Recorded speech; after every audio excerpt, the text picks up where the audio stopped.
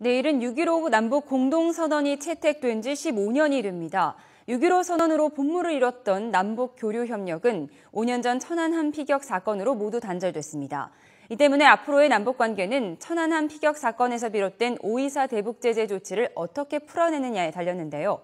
해법은 없는지 김문경 기자가 보도합니다. 지금의 남북 관계는 6.15 선언이나 14 선언이 아닌 5.24 조치에 달려 있습니다. 지난 5년간 남북은 이따금 이산가족 상봉과 남북 대화를 성사시켰지만 5.24 조치 해제를 요구하는 북한의 주장에 더 이상의 진전을 이루지 못했습니다. 지금이라도 온 민족 앞에 5.24 조치를 부둥켜 안고 지금까지 저지른 동족 대결의 죄행을 시인하고 그것을 역사의 옴을 통해 스스로 쳐넣어야 한다. 정부는 그러나 북한이 먼저 사과해야 제재를 풀 수 있다는 입장입니다.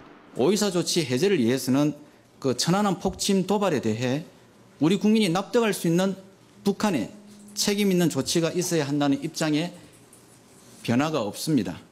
하지만 최근 들어 변화의 조짐도 생겼습니다.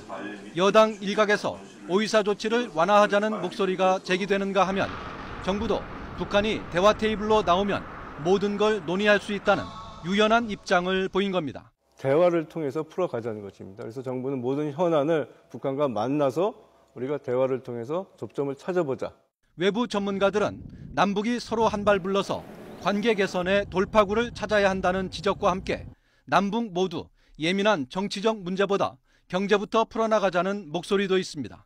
개성단 문제를 비롯한 경제적인 협력을 중심으로 남북 관계를 좀 풀어나가고 점차적으로 정치 군사적으로 확대해 나가는 전략이 필요하다고 하겠습니다. 북한은 우리의 다방면에 걸친 대화 요구는 거부한 채 5.24 조치 해제 요구만 되뇌이고 있습니다.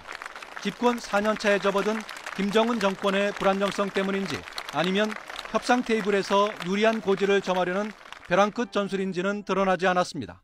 이런 가운데 앞으로 2달 뒤면 남북 모두 광복 70주년을 맞습니다. 6.15 선언 15주년과 광복 70주년을 맞는 올해가 남북 관계 개선의 적기로 분석되지만 5.24 조치 문제를 넘지 않고서는 큰 변화를 불러오긴 힘들 것으로 보입니다.